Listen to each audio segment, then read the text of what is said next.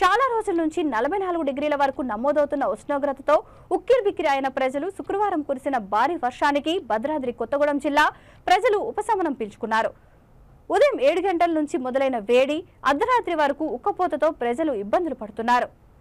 బగ్గుమంటున్న ఉష్ణోగ్రతలతో చిన్నపిల్లలు వృద్ధులు బయటకు రావాలంటేనే భయపడుతున్నారు.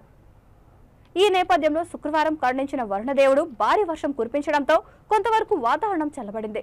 శుక్రవారం సాయంత్రం చాలాసేపు భారీ ఎదురుగాలులు, ఉరుములు, మెరుపులతో ప్రారంభమైన వర్షం సుమారు గంటసేపు కురిసింది. వడగళ్లతో కూడిన వర్షం పడింది.